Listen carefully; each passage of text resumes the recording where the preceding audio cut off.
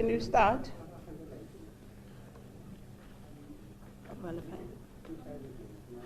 Good morning. My name is Pumla Williams, and it's good to be back in Cape Town after a while. Today, the Minister in the Presidency, Minister Gungubele, will be taking South Africans through of what transpired from the Cabinet that was held yesterday. Without wasting any time, can I invite the Minister? Thank you.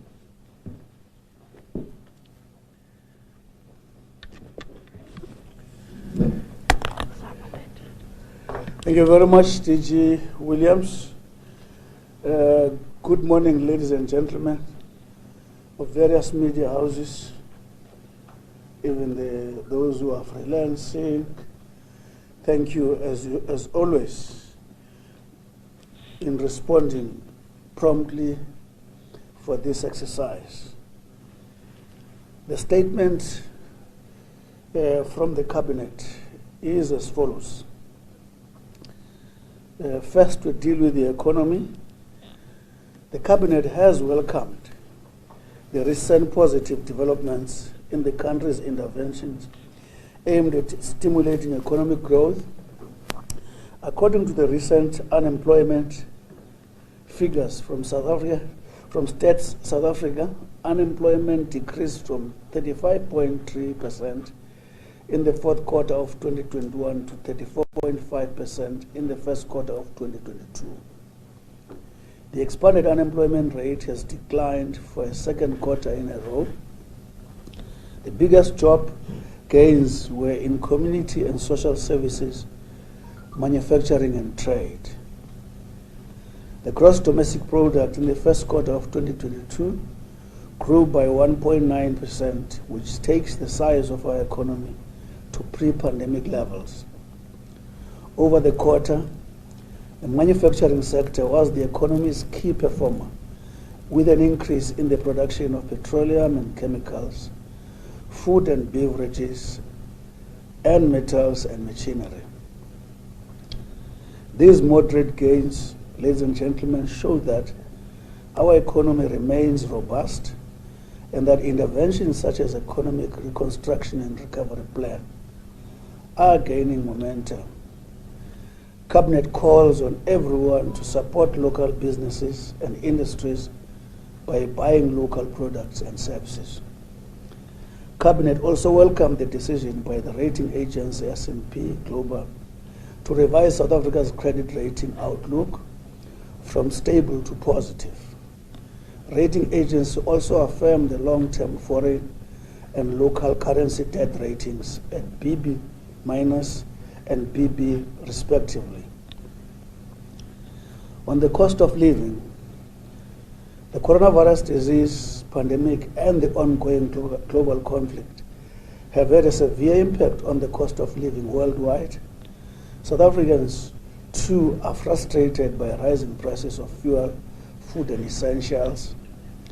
We all need to pull together, help each other, and save our resources in this difficult time.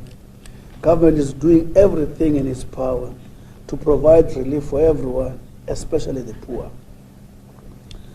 Our well-functioning, strong and independent South African Reserve Bank is helping to shield society from ravages of inflation by keeping it within a narrow target range, well below what many other countries are currently experiencing. Cabinet welcomed the decision by National Treasury to grant an extension of the reduction in the general fuel levy. Cabinet also welcomed the establishment of the Black Exporters Network by Department of Trade, Industry and Competition to bring together black-owned firms which are currently exporting locally made goods to other parts of the world. The network will enable the sharing of information, experience, and know-how, and builds on successes with the Black Industrialist Program. On the energy, our long-term energy security has been given a massive boost following the commercial handover of Unit 4 at Kusile Power Station in Mpumalanga. This handover marks another milestone in Eskom's efforts to stabilize the power system and will add 800 megawatts to the power grid. Cabinet noted that the construction of 4 out of 6 generation units had been completed at the Kusile Power Station project. Cabinet welcomed the addition of new generation capacity to the grid, which was made possible by the decision to allow independent power producers to produce electricity. Government recently signed an agreement to buy 150 megawatts of capacity from a renewable power producer, Skatec ASA. I beg your pardon. I can get water. On the broad-based Black Economic Empowerment Advisory Council, Cabinet welcomed the appointment by President Cyril Ramaphosa of the country's new BBBE Advisory Council. The council comprises a diverse group of people from business, trade unions, community-based organizations, and academia, who will be responsible for guiding government on the transformation of the economy. While there has been remarkable progress in reversing apartheid's distortions on the economy, more work will still need to be done in increasing black management control, upscaling skills development, and broadening procurement to give opportunities to black women and youth. In the area of foods, ongoing government relief efforts in the provinces affected by the recent devastating floods. I beg your pardon, on the floods, that's the heading.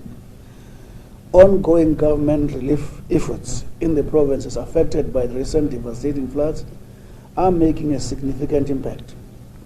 Government has prioritized the provision of food, water, and shelter for displaced people and the repair of damaged infrastructure. Extensive work is underway to restore basic services such as water, electricity, sanitation, and waste removal.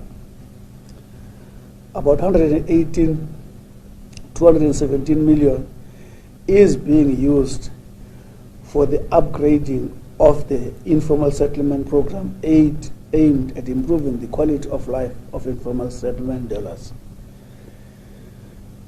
An additional 733 billion has been allocated through the Human Settlement Development Grant to assist in the creation of sustainable integrated human settlements. 730 million, my apology. Cabinet welcomed the humanitarian aid from the state of Qatar in the form of foodstuff, clothing, generators, water purifiers, ventilators, tents, and medical supplies. The donation will benefit over 4,000 citizens temporarily housed in community care centers. Cabinet also welcomed humanitarian aid from United Arab Emirates in the form of foodstuff and water to assist victims of recent floods.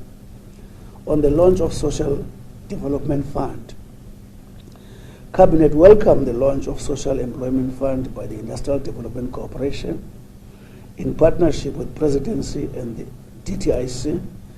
The support will provide bridging employment opportunities for up to 50,000 young persons in socially useful work being done in the local communities. The support will include health and community care, food and nutrition support like soup kitchens, promotion of literacy, greening and climate change mitigation programs, as well as youth support initiatives. The fund will support 26 community and not-for-profit enterprises. In the area of crime and corruption, Cabinet welcomed the arrest of several individuals in connection with fraud, money laundering, and corruption. These include former high-ranking state and parastatal employees, some of whom face charges relating to the contravention of the Public Finance Management Act. 1999 Act. The arrest, which includes that of a Home Affairs official at the Desmond Tutu Refugee Reception Center in Pretoria, who allegedly accepted a bribe from a foreign national, bear testimony to the fact that no one is above the law and that there is no space for dishonest employees in the public sector. Cabinet also welcomed the progress being made on the extradition of the Gupta brothers, Rajesh and Atul, back to South Africa. Actually, that process of bringing them back is under negotiation. This follows their recent arrest at the Dubai in the UAE after the International Criminal Police Organization, which is Interpol, had issued red notices. The brothers are wanted in South Africa in connection with their alleged role in state capture, including fraud and money laundering. Discussions between law enforcement agencies in the UAE and South Africa on their extradition are underway. Their arrests demonstrate government's determination to fight crime and corruption without fear or favor. These arrests demonstrate that processes and mechanisms are working effectively to hold perpetrators accountable for their heinous actions and ensure that no one is above the law. Cabinet condemned the blatant attempt to undermine our economy and country following the malicious damage to a cable at Unit 1 of Eskom's Matla power station in Mpumalanga. This was the fourth incident of the suspected sabotage at a power station after similar incidents were reported at 3 other power stations in the past few weeks. The recent crime statistics are a reflection that we must do more as society to make our communities safer. This reality reminds us that reducing crime is a societal responsibility and that all of us, including the police, political leaders, communities, families, business people, workers and civil society, should play our part in fighting crime. Cabinet is confident that the additional funds that have been prioritized by the Minister of Police for a number of police stations have a high number of murders, rapes and other violent crime will help turn the tide and create safer communities for all. On the update on COVID-19, Cabinet reminded everyone that COVID-19 has not been eradicated and the risk of new infection will increase during the winter season. We must continue to take all the necessary precautions to safeguard ourselves and other people. These include washing or sanitizing hands regularly, wearing a mask when indoors, keeping a safe social distance, opening windows for ventilation and vaccination. On the African Union, Cabinet welcomed the declaration, pledges and commitments adopted at the AU Extraordinary Summit on Terrorism and Unconstitutional Changes in Africa held in Malabo, Republic of Equatorial Guinea on Saturday, 28 May this year. African leaders assessed the persistent threats, evaluated current response mechanisms, and committed to strengthening the collective security of member states facing terrorism and violent extremism. On the monkeypox disease, Cabinet assured South Africans that our health authorities are on high alert to monitor and prevent monkeypox disease following its outbreak in several non-endemic countries. Although no positive cases have so far been detected or reported in our country, health authorities in the country continue to monitor the situation very closely. On the Cabinet decisions pertaining to public consultation on measures to deal with illegal trading on scrap metal, Cabinet approved that public consultation be undertaken on proposal to restrict the trade of illegally obtained scrap and processed metals. The theft of scrap metal and copper cable from public infrastructure hinders the performance of the economy by imposing enormous costs. Some of the disruptions include supply of energy and rail services due to vandalized rail tracks. They impose additional transport costs on commuters due to disrupted commuter transport. Vandalized and unsecured electricity cables pose a safety risk to communities, especially children. Cabinet directed that the Department of Trade, Industry and Competition should lead the consultation within a limited period and solicit inputs from the public and relevant sectors on effective measures that government can implement to stop the vandalizing of critical economic infrastructure. Thereafter, Cabinet will pronounce on the approved measures. On the upcoming events, United Nations Partnership for Technology, Peace and International Symposium. South Africa will host this symposium at the Council for Scientific and Industrial Research in Pretoria from Tuesday 21 to February 24, June 22. It is expected to be attended by 300 delegates from 50 member states. The symposium brings together all interested military, police, and civilians from the United Nations member states to collaborate in the use of modern advanced technologies and concepts in UN-led field missions. The symposium will be used as an information sharing and brainstorming platform for United Nations member states involved in peacekeeping initiatives on the usage of the latest technologies in peacekeeping missions. The 4th World Skills South Africa Biennial National Competition. The 4th World Skills South Africa Biennial National Competition is being held at the Inkosi Albert Luthuli International Convention Center in KwaZulu-Natal from 7 to 10 June 2022 under the theme Ratcheting Up the Production of 21st Century Artisans. The event is used to promote artisan skills as a vital career choice, as well as to open up potential partnership with the industry. It is also used to assess the level of our apprenticeship and artisan development, in addition to advocating for the uptake of artisan careers as a career of the first choice by our students. Special messages, condolences. Cabinet joined President Cyril Ramaphosa, His Excellency, in extending condolences to the royal family and the nation of the Amampondo Kingdom following the passing of His Majesty King Zanozugo Jelovuyo Stau Azanozugo. On the area of appointment, cabinets, all appointments are subject to the verification of qualification and the relevant clearance.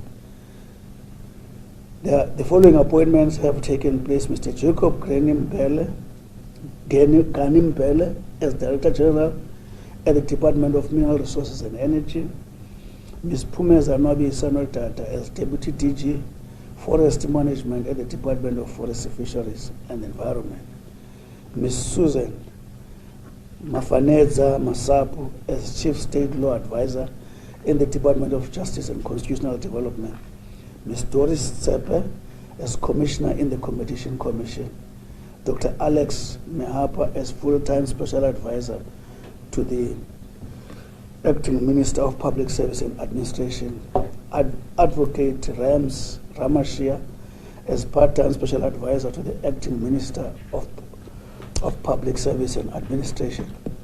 I just want to explain something on the Guptas. The sentence can give an impression that they are on the way to South Africa, the way it is written. I just want to state that the process is, there's a negotiation in that regard. Until those negotiations are concluded, we don't know whether they are coming or not. But at least now we know they are under arrest. I thought it is important to clarify that, because an impression can be given in that sentence that they are on the way coming here. Thank you very much, DG.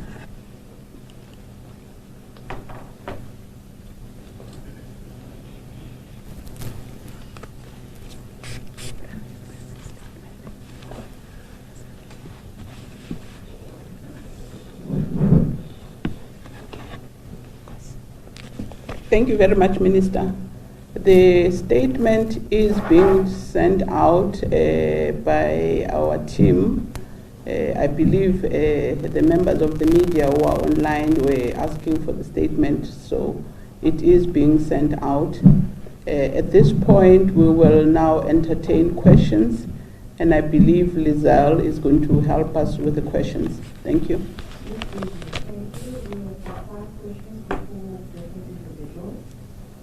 Andrew from Jumanda FM asks, did Cabinet discuss the non-payment of SRD grants from April to May, and if so, what was the conclusion?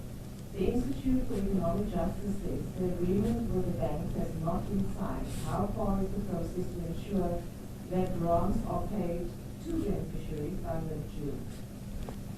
Business Report asks, what is the government's position toward finding new sources of oil in a bid to curb the rising fuel prices, excluding the reduction of the general fuel levy, because that may not be sustainable long term? The second question is there any indication that SA, South Africa, may in future import oil outside OPEC cartel and directly from Russia, since Moscow is selling oil at a discount to BRICS partners, including India and China? The third individual from 2024 asks, is Cabinet concerned at all about the inclusion of Progressive Professionals Forum leadership to the Triple BEE Advisory Council due to the organization's ties to Mzwanele Manye and the opposition to National Treasury's intervention on the ill-fated UBS Mutual Bank? And then the last question in this round is from Martin Charles from News 24. Did the Cabinet discuss the robbery at the President's farm in February 2020, that there was a security breach, and the fact that the President's safety was compromised? And what decision did the Cabinet take to track the suspects in question? The other questions we will leave open to discussion. Thank you very much. Minister, you're fine. Thank you.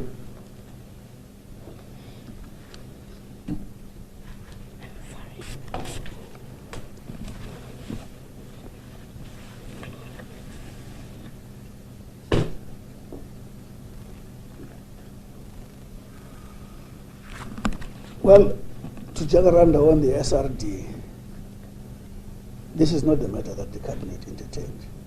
But all I want to confidently say, this government will always fulfill whatever undertaking it has in this regard. If there was a period of non-payment, which is unfortunately inconveniencing, I think upfront, if that is there, on behalf of this government, we'll make that apology. But as long as those SRD are due in line with the commitment the President made, they will be paid. That's the general response I can give on that. On the new sources of oil, I'm sure you will understand, this is a business report, am I right? Yeah. The commitment of this government is to 2050 zero emission on carbon. So everything we do now should always be in line with that. There's a general principle that we are moving away from fossil fuel. All I want to say is that this government will go tirelessly in ensuring that we find best possible offer in as far as energy requirements are concerned in the country. But I wouldn't be specific with which forum are we going to stay in or stay out. But the principle is that everything will be done by the relevant departments, that is mineral and energy and finance, to do everything possible against based on the circumstances that we're confronted with. And the sort of the inflation that this is actually important to our country to get possible offers. How specifically they are going to do that, I would not want to make that comment, but I've got no doubt government is actually spending a sleepless night on that. On the inclusion of the business forum, I think anyone who is in the council is treated in his individual capacity as a business person. A lot of people who are in that council belong in one way or another to different, forum. And that forum is going to have its principles on the basis of which it's going to be governed. Whatever you do in that forum, you'll be judged in that. For instance, we have appointed in the Reserve Bank former ANC people who have never disappointed in ensuring that they run the Reserve Bank in line with its principle. And I want to guess that this will be no difference. On the issue of the president, it is correct to say the briefing was done, but there's nothing the covenant, it shouldn't go beyond briefing, because already it's a matter, the matter of the robbery in the president's precinct is under the law enforcement agencies. They are actually investigating the matter. Financial institutions are investigating the matter. And then the approach is that let's leave it to all those institutions until we are clarified what their outcome is going to be. Then we can actually cross that bridge when we reach it. That's all I can say about the president's situation.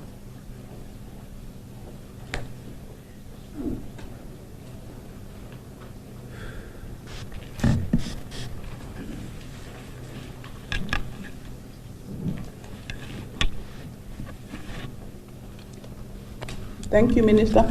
We will take a second round. Lisa. The second round of questions is as follows. We start with another question from Business Day. What is the type of measures on the table which have been proposed by the Department of Trade and Industry and Competition to deal with theft and trade in critical economic infrastructure? The second question comes from Christian from Net 24.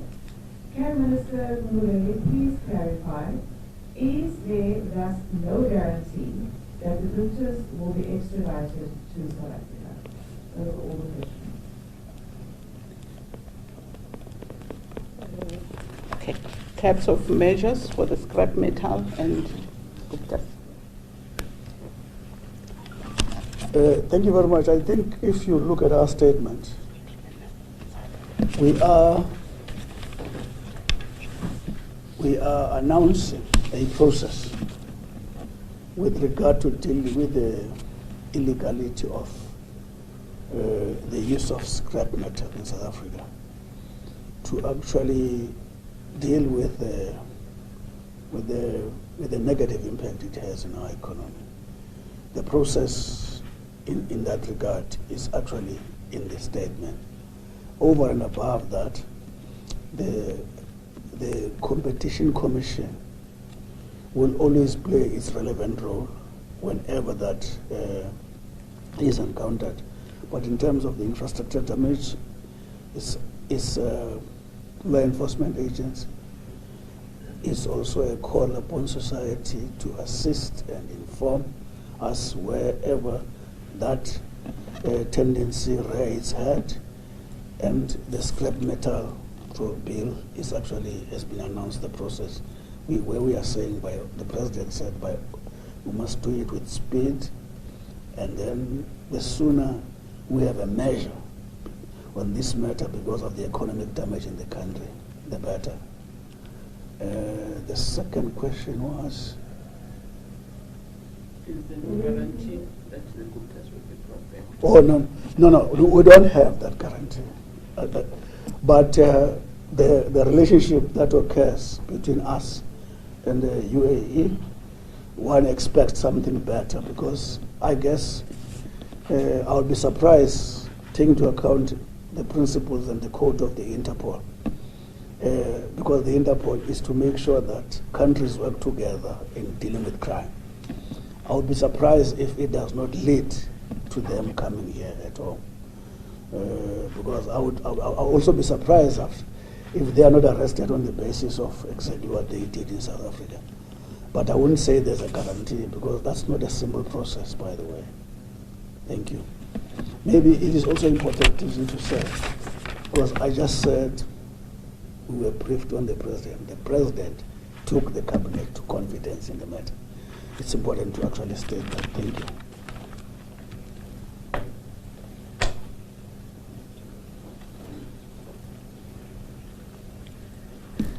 We usually take 2 rounds, but I don't know whether Lizelle has got other burning questions. If Minister agrees, you're fine. Oh, okay. Thank you very much, Minister. It appears you were very clear. Let me thank the members of the media until we meet again next time. Thank you.